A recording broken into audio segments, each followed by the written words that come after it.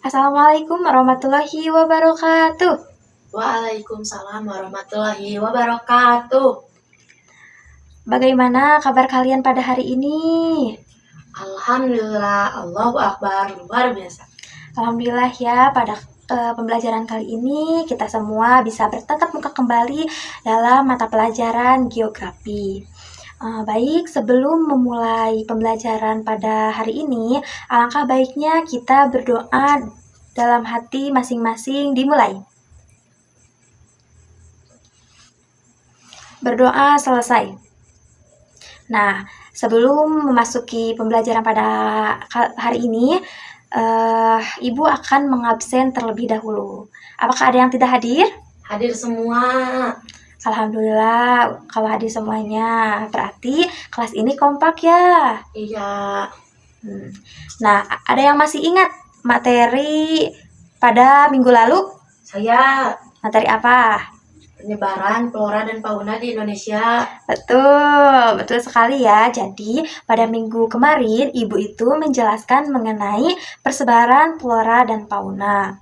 Nah, ada yang tahu gak pada pertemuan kali ini kita akan membahas mengenai apa? Tidak. Baik. Nah, sini ya, Ibu akan menampilkan. Nah, jadi pada pertemuan kali ini kita akan membahas mengenai apa itu bencana. Nah, dari anak-anak, ada yang tahu belum apa yang kalian ketahui mengenai bencana alam? Banjir, longsor, dan yang datangnya tiba-tiba. Nah, betul ya. Terus, apakah kalian pernah mengalami bencana alam tersebut? Pernah. Bagaimana? Longsor di jalan, di belakang rumah, dan di tempat-tempat yang tinggi-tinggi. Apa sih yang kalian rasakan ketika adanya bencana tersebut gitu? Was-was, takut tertimpa tanah, takut terbawa tanah, dan lain-lain. Betul ya, jadi itu merupakan dampak dari adanya bencana alam. Terus, mengapa sih kita harus mengetahui gitu bagaimana caranya untuk menghadapi bencana? Nah, sekarang kita akan membahasnya.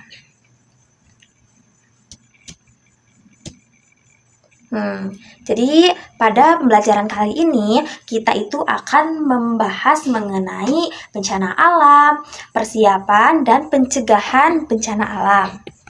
Nah, untuk tujuan pembelajarannya yaitu yang pertama, siswa itu harus mampu mengidentifikasi jenis-jenis bencana alam, lalu siswa mampu menguraikan dampak dari bencana alam terhadap manusia dan lingkungan dalam kehidupan sehari-hari, dan siswa mampu mengidentifikasi gitu bagaimana persiapan dan pencegahan bencana alam.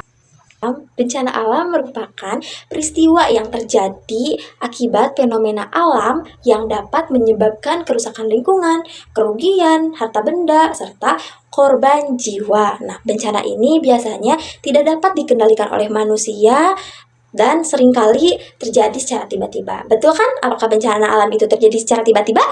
Betul. Nah, namun bencana alam juga dapat diprediksi oleh lembaga BMKG. Namun kita pun tidak tahu gitu, apakah itu benar rencana kita atau tidak. Nah, kita hanya bisa merencana, tetapi Tuhan adalah yang maha memberikan bencana tersebut gitu. Nah, kita memasuki jenis-jenis bencana.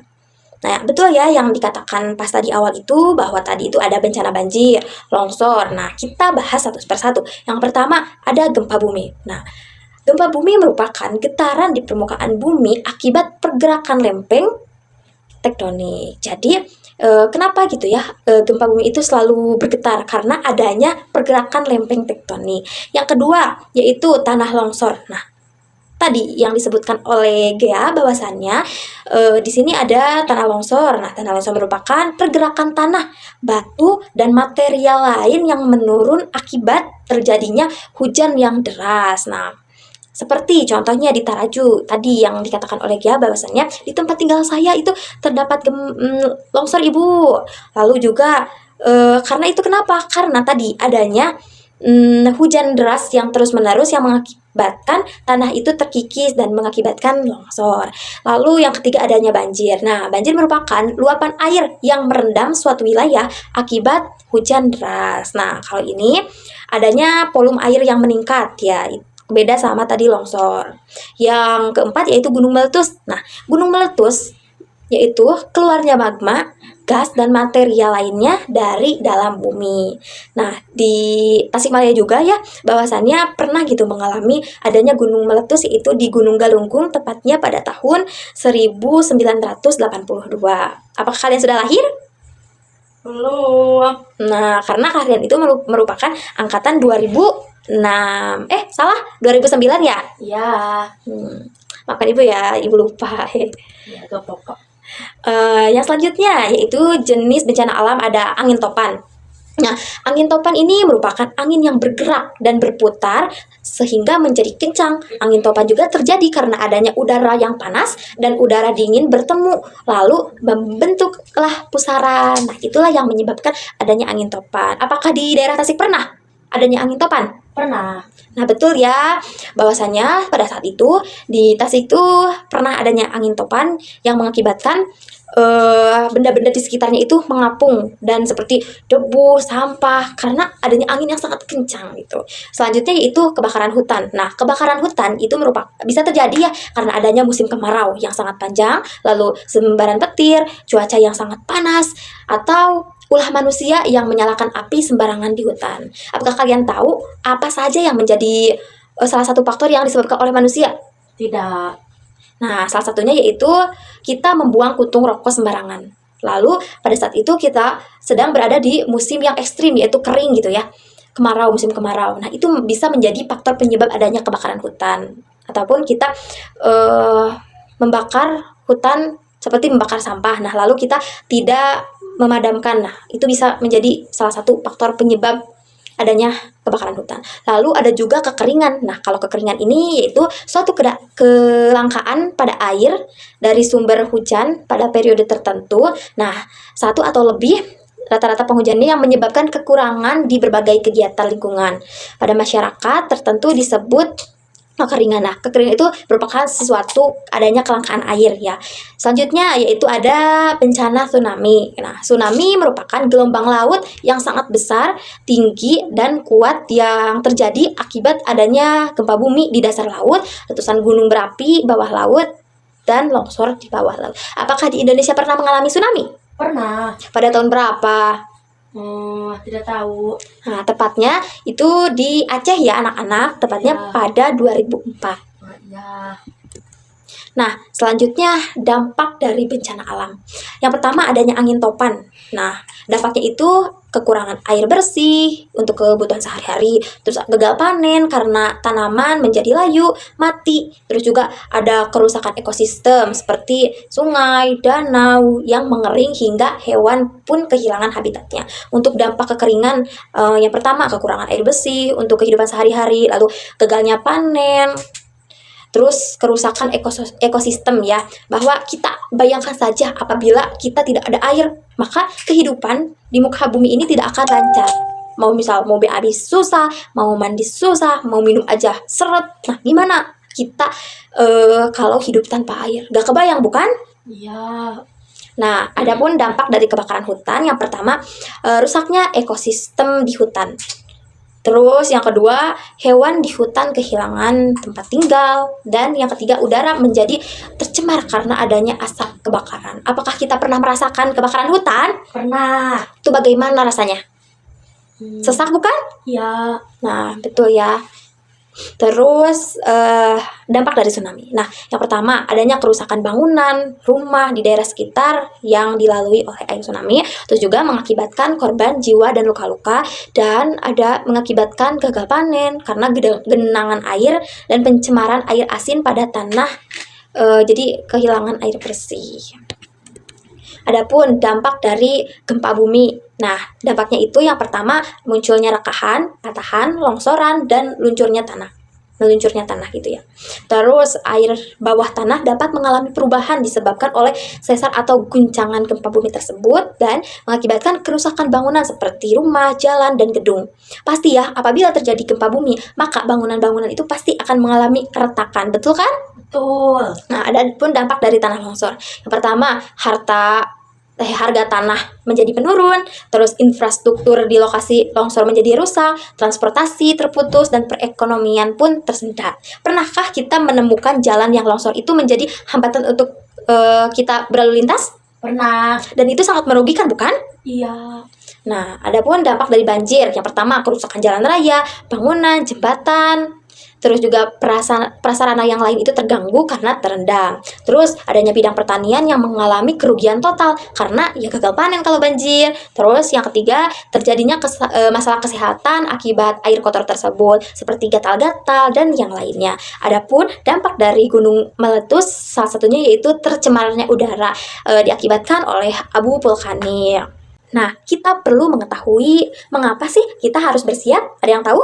Tidak. Nah, karena kita perlu melakukan tindakan pencegahan. Bagaimana? Kenapa? Karena pencegahan yang kita lakukan itu supaya kita tetap aman bersama keluarga, mengurangi resiko kerugian dan cedera, serta dapat membantu teman, saudara, tetangga saat menghadapi situasi darurat.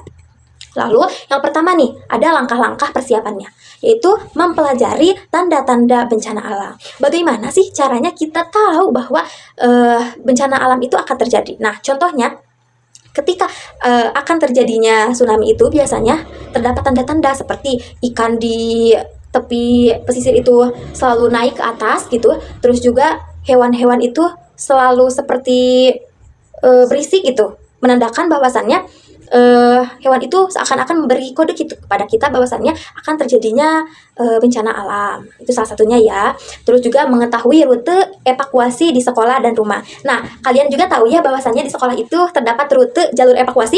Tahu. Nah, itulah merupakan suatu tanda jalur bahwasannya ketika adanya bencana, kita mematuhi rute tersebut supaya terarah dan teratur. Nah, yang selanjutnya yaitu menyiapkan tas darurat. Yaitu kita siap menyiapkan seperti senter. Nah, apa sih gunanya senter tersebut?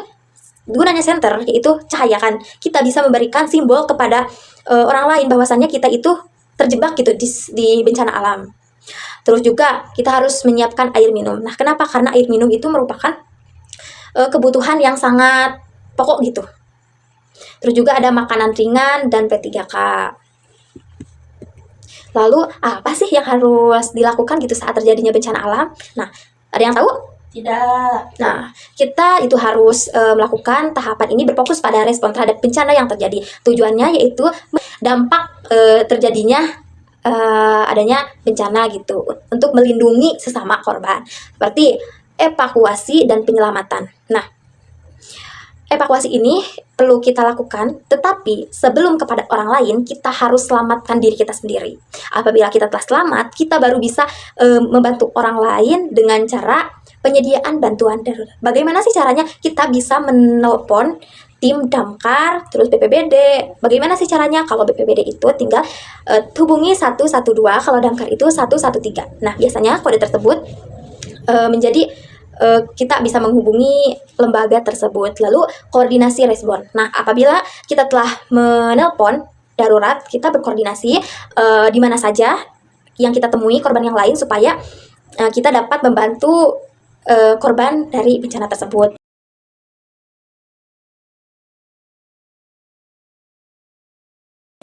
Lalu, cara aman untuk mengungsi. Nah, yaitu pertama, utamakan kelompok rentan.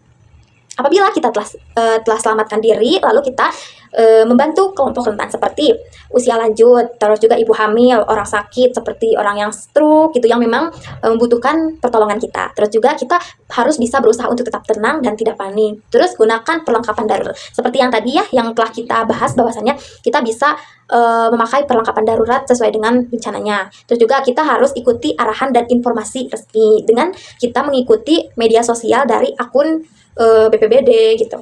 Terus segera menuju ke tempat yang lebih aman. Seperti kita telah mengikuti arahan informasi resmi harus mana. Nah, kita ikuti ya ke apa itu arahan informasi tersebut. Lalu setelah bencana, kita harus pastinya dapat dukungan psikologi apabila terkena seperti kita ruas gitu ya, kaget, atau pasti nanti juga ada tim kesehatan, terus rehabilitasi dan rekonstruksi. Nah, selanjutnya kita akan dibantu gitu ya oleh tim kesehatan dan evakuasi dan perbaikan sistem. Nah, itu merupakan tugas dari tim kesehatan, dan kita juga sama-sama bersama-sama gitu untuk memulihkan luka tersebut.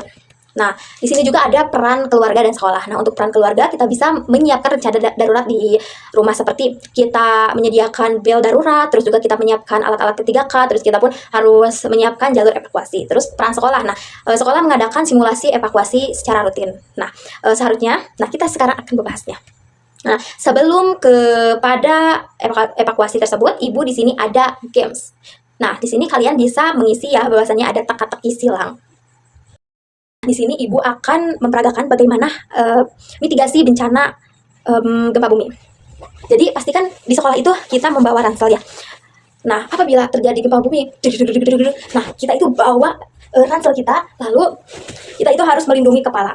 Nah, setelah melindungi kepala, kita itu bisa bersembunyi di bawah kolong meja ataupun di bawah tempat yang aman gitu. Asalkan kita harus melindungi kepala terlebih dahulu. Lalu apabila kita bisa cepat keluar, kita harus cepat gitu keluar, ataupun kita bersembunyi di kolong meja supaya kita terhindar dari reruntuhan yang ada. Nah, begitulah evakuasi singkat. Namun ketika kita masih keburu untuk keluar, kita mengikuti jalur evakuasi secara cepat, tenang, aman, dan bersamaan sama orang lain. Nah, di sini anak-anak ada yang bisa menyimpulkan materi tadi? Saya, Boleh, silakan. jadi bencana alam itu banyak, dan tadi menjelaskan tentang bencana alam, cara menghindarinya, dan bencana alam itu datangnya tiba-tiba bahkan bisa merenggut nyawa seseorang. Tuh, jadi tadi jenis-jenis bencana alam ada berapa? 8. Salah satunya sebutkan. Banjir, gempa bumi, tsunami, longsor, dan lain-lain. Nah, betul ya. Terima kasih ya telah memperhatikan. Nah, jadi betul ya bahwasannya kesimpulan dari pembelajaran kali ini bahwasannya betapa pentingnya kita tahu mengenai mitigasi bencana alam, terus jenis-jenis bencana alam, apa itu bencana alam, dan dampak bagi kehidupan sehari-hari.